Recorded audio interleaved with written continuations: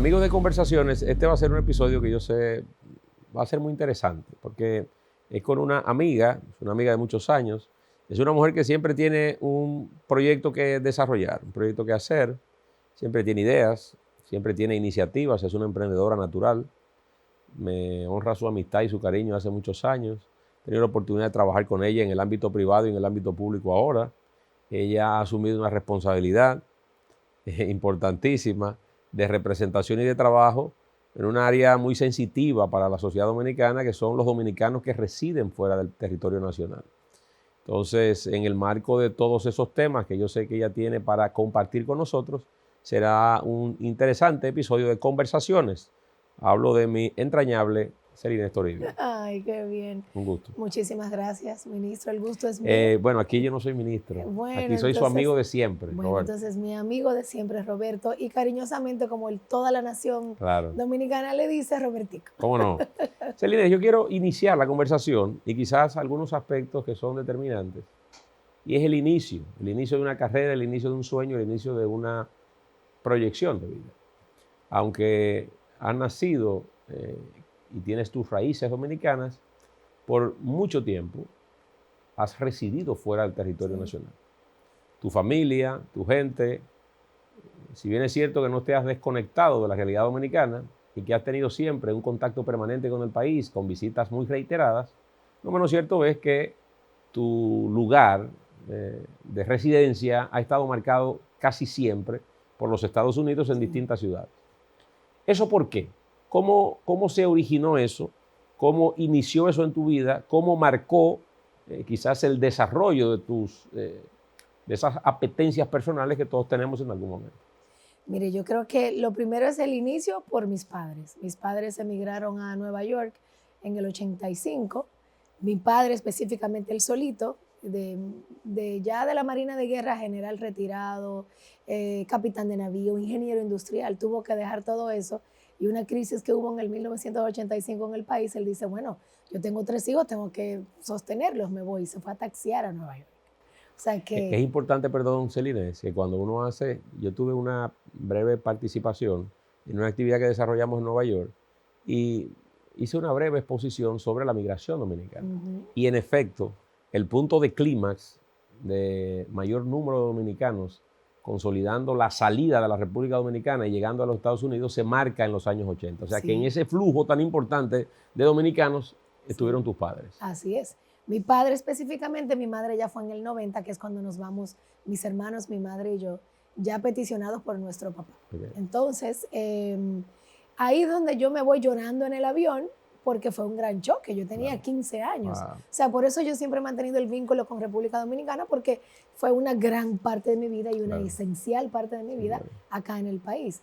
Pero ya a los 3 meses dejé las lágrimas y me acostumbré inmediatamente a Nueva York.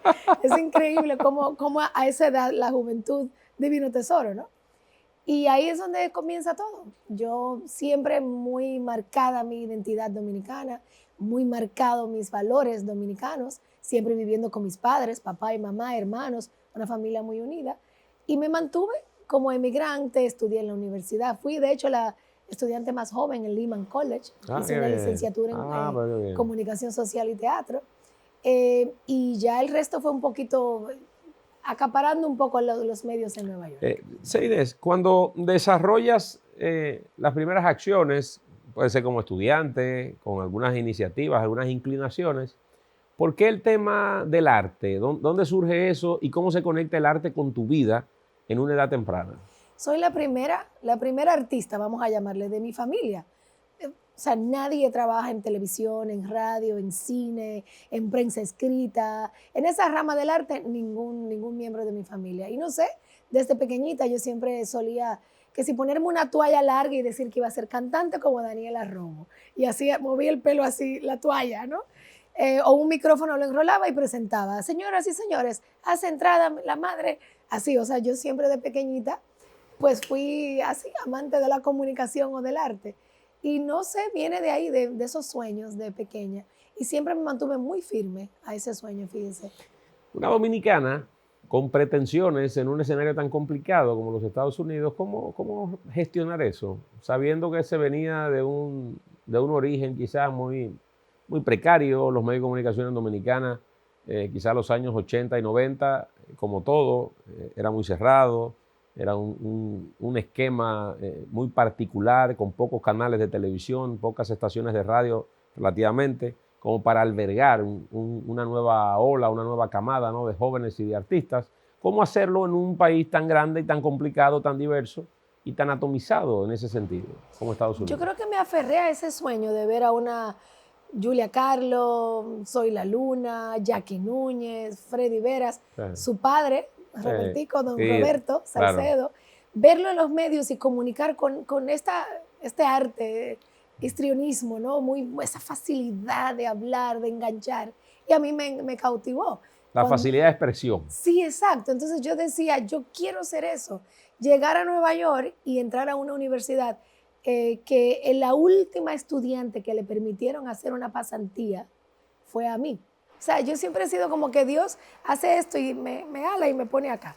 Fue así. Y yo debo de agradecer a dos mujeres que me motivaron para eso. Me decían, tú tienes dominio escénico, tú comunicas muy bien.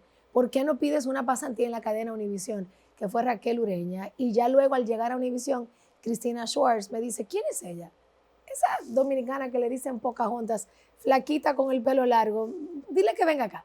O sea, si no hubiera tenido esas dos mujeres, una que me motiva a entrar y la otra que me motiva a mantenerme, entonces a lo mejor no estuviera acá en el día de hoy. Porque es cierto, muy cerrado aquí, pero también allá. Bien, en primera instancia estamos hablando de la televisión y estamos hablando de la comunicación, pero entonces luego se dan otros valores y una complementación de la carrera con el tema actoral. Esa parte, ¿cómo llega y cómo se construye? Don Luisito Martí, que en paz descanse, yo hice radio y televisión. Haciendo radio tuve, gracias a Papá Dios, mucho éxito en un programa que se llamaba Coco y Celines de 6 a 10. Número Claro. 1 en radio durante 5 años. Luisito Martí me ofrece un papel protagónico y yo le dije que sí. O sea, dominicana al fin, decimos Claro. que sí, después averiguamos. Sí, claro. Le he dicho que sí sin haber estudiado actuación y lo hice tan mal. En aquella película, Los locos también piensan. Muy bien, me acuerdo. Y de Estamos hablando de los años 2005, ¿verdad? 2004, 2005. 2005, exactamente. Muy ¡Qué bien. memoria, Sí, Robertico! Por ahí. Para no decirle ministro. Y lo hice tan mal que yo abandoné todos mis contratos con Univisión Radio, y me fui a Los Ángeles a estudiar actuación. Porque me gustó estar en un set, me gustó incluso hasta conversar con el backstage, apreciar el valor del trabajo del que trabaja detrás de las cámaras, valga la redundancia, y yo dije, yo tengo que tomar esto en serio. Y me mudé a Los Ángeles. Ok. Un cambio que no es tan simple porque estamos hablando de que aunque es el mismo país, una cosa es Nueva York y otra cosa es el otro extremo, la parte occidental de Estados Unidos, y bueno, eso le da y le confiere una característica bastante difícil, irse de costa a costa. Esa decisión y ese hecho de dejar todo en Nueva York es una cadena, es dejar todo en la República Dominicana, luego dejar todo en Nueva York y luego entonces instalarlo en Los Ángeles. Ese proceso y esa nueva decisión disruptiva en tu vida, ¿cómo se manifestó? Primero viene porque me rompieron el corazón. Ok. Sí. Ya se entiende la cosa. Sí. No, porque ya va. Te puedes romper el corazón y quedarte en la misma ciudad y cambiar de pareja. Por supuesto. Yo cambié de ciudad incluso. Okay. Bueno. Pues fue una gran ruptura, ¿verdad? No, me doy cuenta. Eso estamos conversando. Para llorar lejos, ¿verdad? Sí, claro. Exacto, sí, se llora mejor sola. Sí. A enfrentar mis demonios solita. Bueno. No, pero después viene esa pasión de querer aprender esto. Y Los Ángeles siempre fue una plataforma y es la meca del cine. Sí, si iba a dedicarme a eso, tenía que aprenderlo. Y fue la mejor decisión que he tomado en mi vida. Estar sola era la primera vez que dejaba el núcleo familiar también, en una ciudad donde nadie me conocía. Ok, ahí voy. Llegar a una ciudad como Los Ángeles, en un contexto difícil, complejo, en soledad, tras una ruptura, no está la familia. ¿Cómo se enfrenta un reto y cómo se enfrenta una ciudad de esas dimensiones en una situación que personalmente tiene algo de precariedad, en el sentido de que no me refiero a la precariedad económica, sino, bueno, anímicamente no se está bien, se viene de una ruptura, no estoy cerca de los míos? Entonces, ¿cómo se desarrolla eso? ¿Cómo se enfrenta una ciudad de esas dimensiones? Yo creo que día a día y poco a poco. Día a día y poco a poco. Y creyendo en ti, creyendo, y eso se lo digo a todas las mujeres que están dudando si empezar o no, si lanzarse o no, creer en ti y tomarlo día por día. Y es tener mucha fe en Dios también, que es como decir, si me ha ido bien hasta ahora, ¿por qué me va a ir mal aquí? Entonces, así fue que lo asumí. No fue fácil, no fue fácil. Lloré, me caí, me perdí en las calles, tuve que hacer nuevos amigos, tuve que ahorrar dinero, estaba sola, ya no tenía el contrato de Univisión.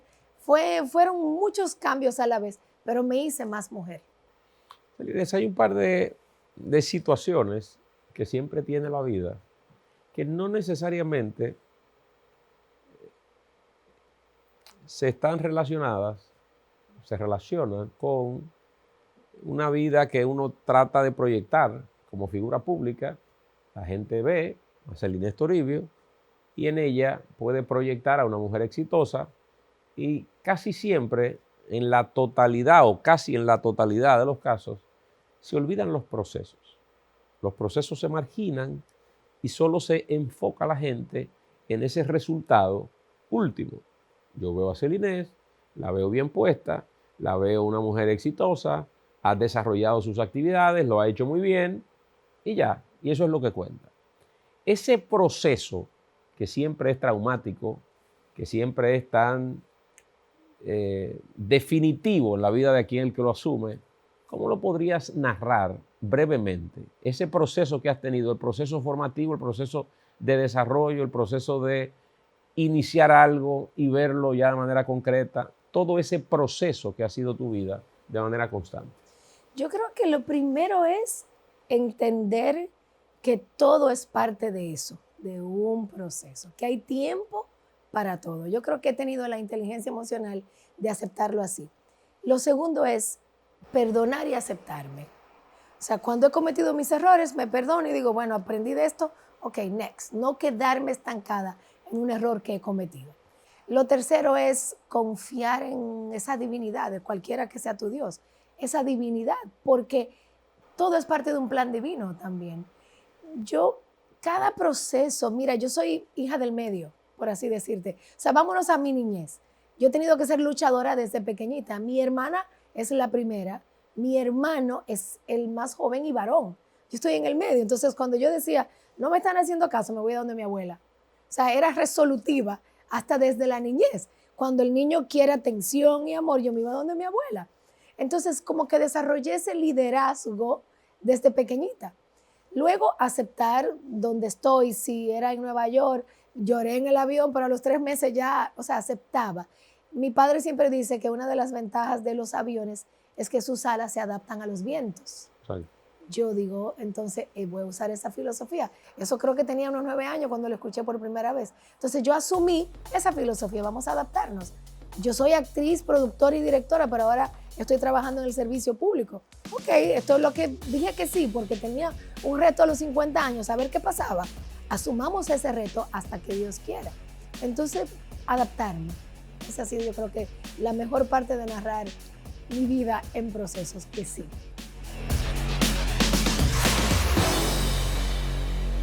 Celines, yo sé que hay un aspecto de tu vida que sí genera quizás un sinsabor, y es el hecho de no haber materializado la maternidad. Sí.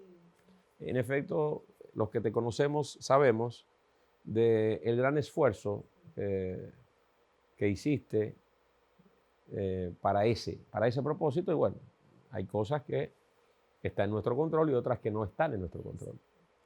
Al final, ¿cómo hacer las paces con algo que resultó inviable y que lastimosamente se quedó como un pendiente en tu vida? ¿Cómo gestionar eso que puede llenarnos de frustración, de tristeza, de desazón? ¿Cómo manejarlo?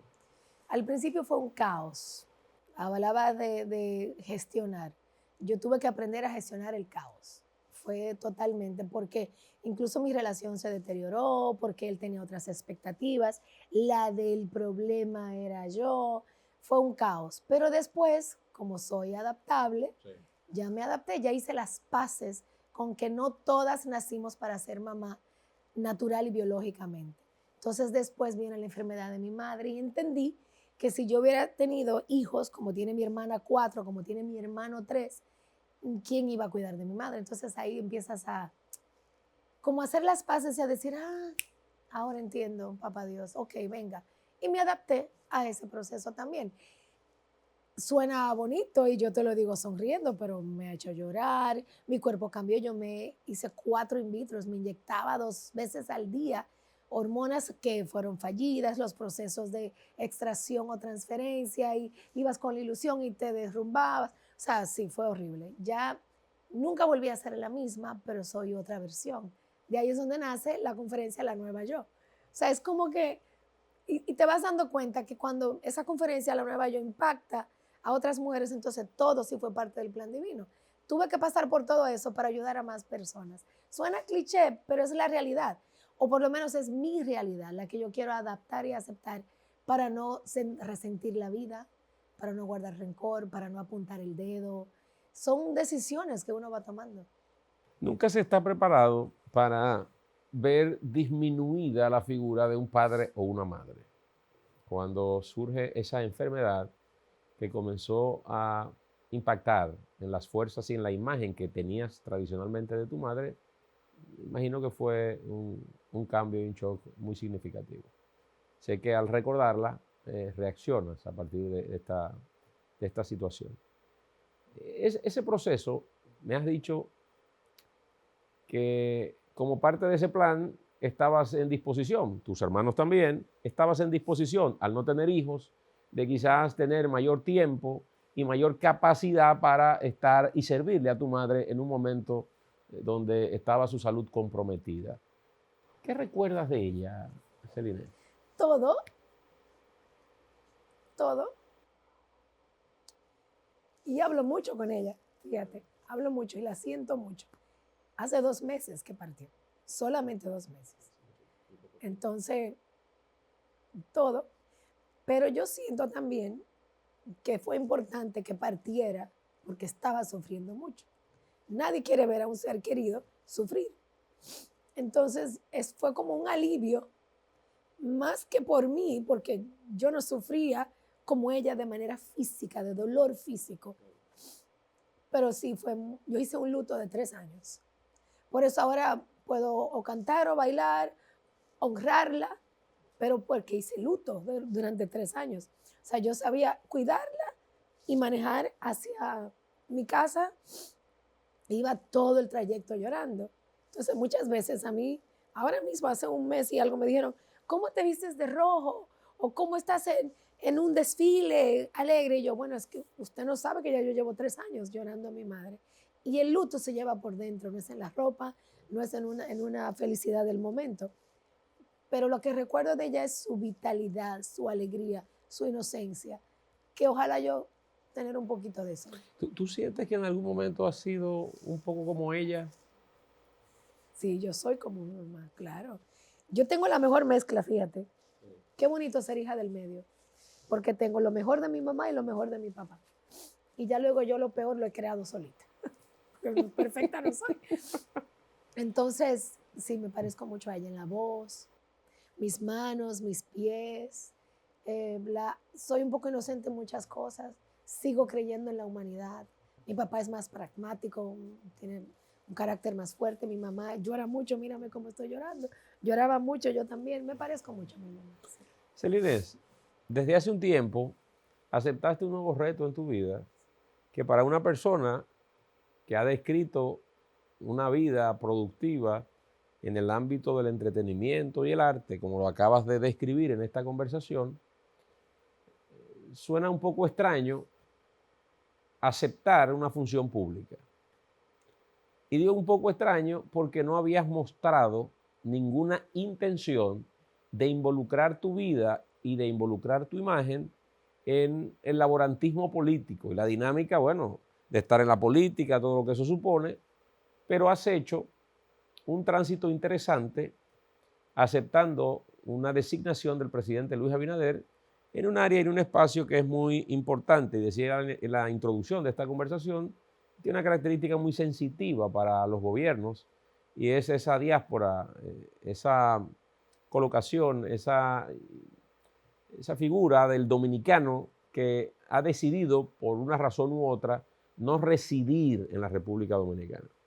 Sé que has presentado estudios recientes donde ya más de 3 millones de dominicanos están residiendo fuera del territorio nacional y ya tienes un tiempo, poco más de un año, al frente del Instituto para los Dominicanos en el Exterior.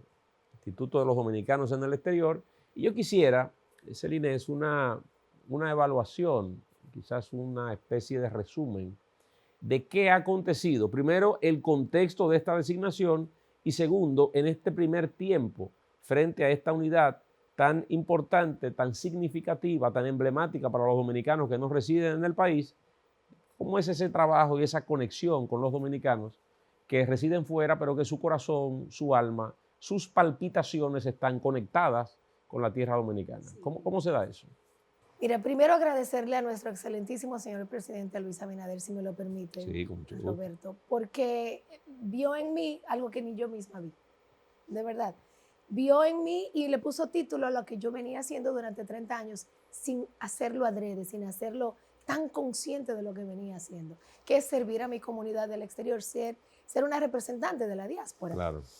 Y le agradezco muchísimo porque me ha enseñado a amar más a mi país, conocer más a mi país, el territorio dominicano, y también conocer más a cada corazón que vive en el exterior, que yo lo veía de manera más, no lo veía como igual, ahora me veo yo a ellos allá arriba y yo acá abajo, porque admiro más desde adentro esa lucha, ese esfuerzo, cómo se comunican conmigo, cómo llegaron, esas historias, estoy más adentro y los tengo a todos en un pedestal, a la comunidad dominicana en el exterior. Y yo antes me veía como parte de ellos, ahora los levanto más, están más arriba. Y eso me lo ha dado esta gran oportunidad que me da el presidente Luis Abinader. Y surge en ese contexto de que yo apenas iba a cumplir 50 años, él me llama, me dice, veo en ti que pudiéramos contar contigo para esta posición. Y lo primero que yo dije, no. Le dije, no, señor presidente, déjeme pensar, yo tengo a mi madre enferma, hay que vivir allá. Sí, pero no te preocupes, pero tráetela. O sea, inmediatamente. Y al final yo dije, mira, las oportunidades son calvas y hay que agarrarla por los pelos, como dicen, ¿verdad? Y voy a cumplir 50 años. ¿Qué más da? ¿Qué es lo peor que puede pasar? Que lo haga un año y no me guste. Eso hubiera sido lo peor que hubiera podido pasar. Resulta que a los 3 meses yo estaba enamorada de esta posición, porque es muy bonita. Yo le llamo el viceministerio de la felicidad. Escuchamos, complacemos, creamos, resaltamos y revalorizamos al dominicano en el exterior. Eso es hermoso. Y que exista un presidente, un gobierno, un Estado que ponga su mirada y que me diga que sí a los proyectos que propongo con el gran equipo que cuento, es un trabajo hermosísimo. ¿Y cuál es mi valorización, mi resumen de esta comunidad? Que debemos hacer más, que estamos haciendo mucho pero no es suficiente. Estamos hablando de una comunidad que... ¿Qué falta? ¿Qué falta? En función a las cosas que se han hecho, ¿qué faltaría para completar, quizás complementar ese esfuerzo? Mira, lo puedo decir porque a lo mejor ni me toque a mí disfrutarlo. No es un viceministerio para las comunidades dominicanas en el exterior, es un ministerio que necesita. Lo merecemos. Somos 3.030.647 dominicanos de manera oficial. Sabemos que extraoficial pueden ser más. Que merece un ministerio. Que cada cápite de nuestras necesidades sean atendidas, a lo mejor no resueltas, porque es muy difícil, pero sí atendidas y escuchadas, porque no es suficiente con 33 miembros acá y 150 en todo el mundo, con 15 oficinas nada más en todo el mundo, cuando son 3 millones, más de 3 millones de dominicanos. Hay lugares donde todavía no existe una oficina INDEX y no somos un brazo político, como siempre se dice el INDEX, es un brazo operatorio de lo que es la comunidad dominicana en el exterior. Celines, el hecho de estar en una función pública, de servirle al gobierno dominicano, de una u otra manera hace que pases mucho tiempo aquí. Si bien es cierto que tienes una agenda muy cargada internacionalmente como parte de tus funciones, no menos cierto es que hay una sede del gobierno dominicano y de la Cancillería Dominicana que está en Santo Domingo, capital de la República. Después de tantos años, aunque has venido y has trabajado, pero lo has hecho con un tiempo bastante escaso, muy corto y muy medido. Yo vengo 15 días, hago algo y me voy. Ahora, ya hay que plantar residencia aquí. Hay que hacer una serie de cosas donde aunque entro y salgo, ya tengo donde dormir, ya no es en un hotel, ya no es donde una amiga, ya no es donde un familiar, ya es un pequeño apartamento o un pequeño lugar, lo que fuere, donde ya tiene el calor de hogar. ¿Cómo fue ese proceso también para una persona como tú que se había desprendido de esa vinculación con la tierra dominicana desde hace tantos años? Horrible, porque estoy sola, de verdad el otro día fui a conectar la electricidad de mi nuevo apartamento y yo decía, Dios mío, y tiene que ser uno que vaya, Sí. no, hombre, a menos que otorgue un poder, ¿me Sí. entiendes? Es un comeback, he regresado a mi tierra, pero esta vez sola, ya no tengo el nido familiar y es retante, pero me encanta, el país está viviendo su mejor momento. Hay una crisis mundial, lo sabemos, pero te lo puedo decir, una que ha venido en todas las etapas desde que se fue en el 1990 y este es el mejor momento que estoy viendo de la República Dominicana. Celines, hablamos antes de comenzar esta grabación sobre un proyecto cinematográfico. Cuando le daba introducción a este episodio, hablaba de que eres una mujer siempre con una idea, siempre con un proyecto, siempre con una ilusión, siempre acariciando algo. Puede ser o un negocio, una idea, un proyecto, el desarrollo fílmico de algo, en fin, una producción. Bueno, siempre hay algo en la mente, siempre hay algo ocupando tu atención. Me hablaste de un proyecto titulado La novia del Atlántico, que tendrá en los próximos meses su proyección formalmente y demás. ¿En qué ha consistido esta nueva experiencia, este nuevo hijo que vas a ofrecer y poner a consideración del público en los próximos meses? ¿Cómo se ha concebido este proyecto y cuál es el sentido de La novia del Atlántico?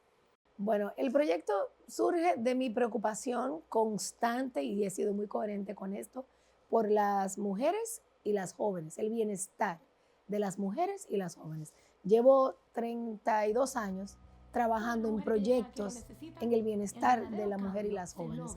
Y de ahí surge, siempre me ha preocupado el tema de violencia de género, no solamente en nuestro país, sino en todo el mundo. Lo he vivido de cerca con algunas amigas y me inspiré a coescribir una película que se llama La novia del Atlántico para mantener la historia de manera íntima. Nos la llevamos a Puerto Plata. Claro.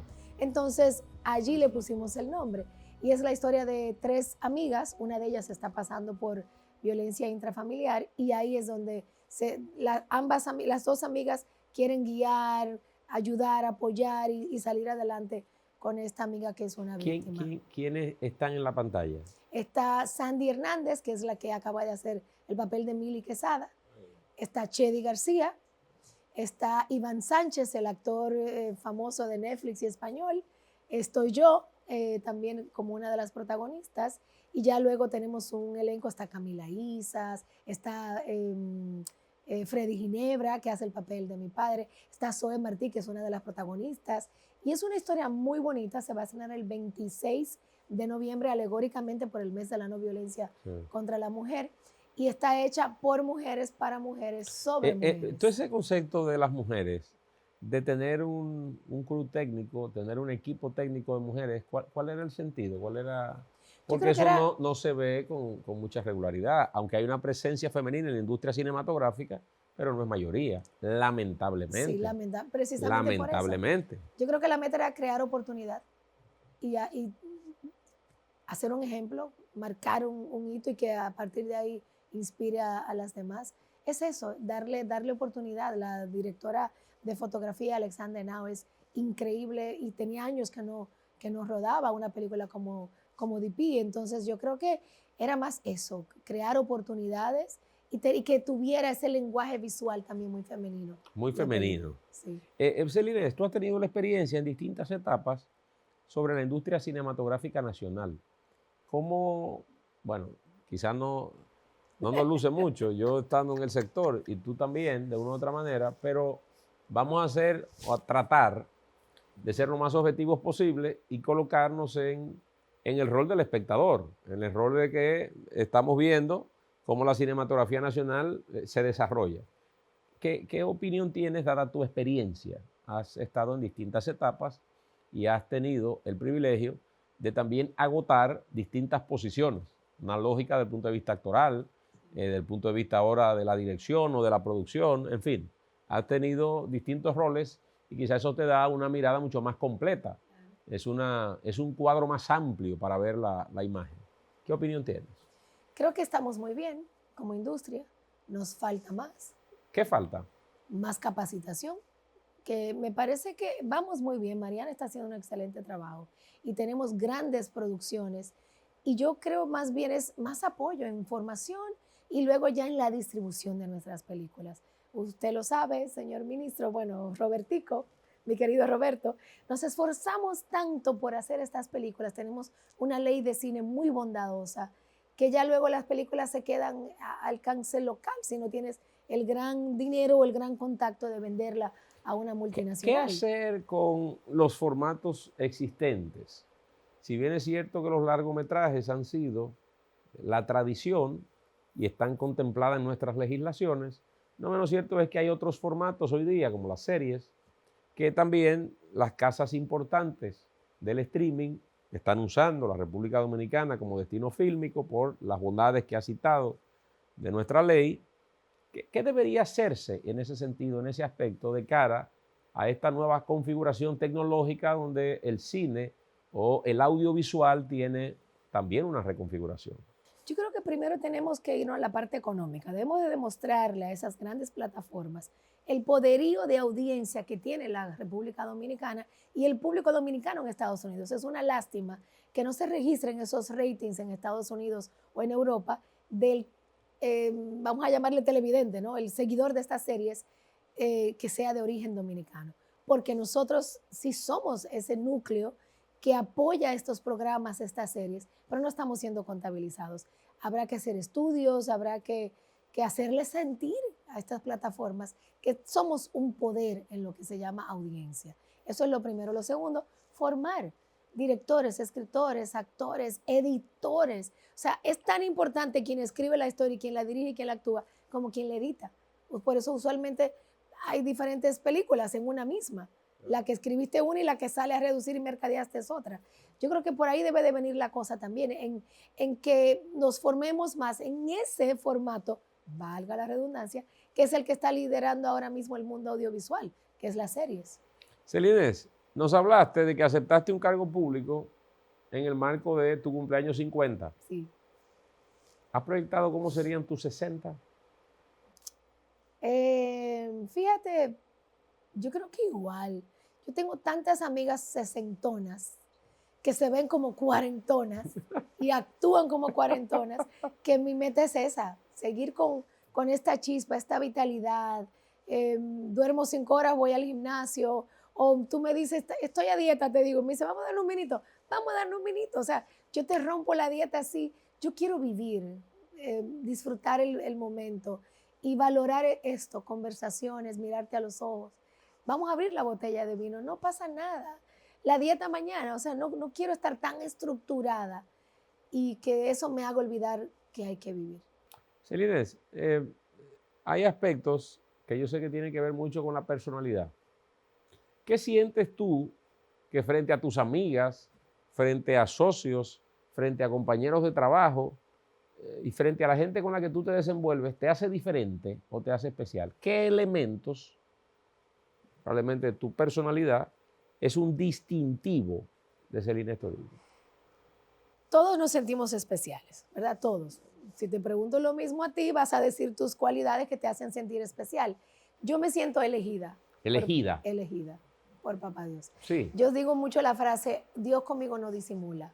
O sea, me tira las bendiciones así. Es como yo decirte, no, porque yo quiero irme al Festival de Cine de Venecia. Y lo digo ayer y ya hoy me están invitando. O sea, es como que yo digo, ¿pero qué es esto? O sea, Papá Dios, pero fue ayer. Así, yo me siento elegida. Me han pasado tantas cosas. Me he ido de lugares donde después que me voy pasó algo mal. Y yo digo, es que me está protegiendo, Papá Dios. Me siento elegida. Esa es una. 2, muy positiva. Soy positiva. Hay que buscarle el lado bueno. La felicidad se elige. O sea, es cierto, mi madre falleció. Y fíjate, algo curioso. la enterramos 5 días después. Terminamos después del cementerio un almuerzo familiar. En ese almuerzo que estaban mis primos, mis tías, mis tíos, que teníamos tiempo que no nos veíamos, reímos, lloramos, comimos, bebimos, abrazamos. O sea, fue como una celebración a la vida de ella, no a la muerte. Celebramos su vida, su memoria. Y ahí un amigo me dice, es que la muerte tiende a acercarte más a la vida. Y es así. Se me ha agotado el tiempo. No, yo quiero seguir hablando contigo. Se me ha agotado el tiempo y yo lo único que puedo hacer, como una promesa de campaña, cual político, es comprometer a la audiencia y comprometerte a ti a una reedición de esto y a una nueva versión, a un nuevo capítulo para continuar en esta conversación. Eres una mujer muy interesante, tienes buenos amigos, tienes gente que te quiere, gente que te admiramos y por consiguiente siempre nos sentimos muy complacidos de oportunidades como esta. Yo te sigo augurando el mayor de los éxitos en el ámbito privado, en el ámbito personal y profesional, en estas funciones públicas que siempre tienen a uno en el ojo, ¿no?, del espectador, del público, de la sociedad, viendo cómo se desarrollan cada una de las competencias. Yo creo que lo haces muy bien, te has adaptado muy bien y creo que le sumas de manera muy significativa al gobierno dominicano y en esta ocasión al gobierno del presidente Abinader. Ay, muchas gracias. Mis reconocimientos públicos aquí para ti y para todo tu equipo. Gracias, igualmente a usted, ahora sí hablándole al ministro. Gracias por la invitación y mi reconocimiento para usted también. Sé que somos unos obreros del servicio público, así es, con y sin título. Así es. Y muchas gracias. Ojalá que sea al revés. Invítenme para yo entrevistarlo a él. ¿Cómo no? ¿Cómo no? ¿Cómo no? Bueno, aquí hemos llegado ya, señores, al final. Gracias por la atención prestada. Será en un nuevo capítulo, un nuevo episodio de estas conversaciones. A ustedes, gracias por acompañarnos.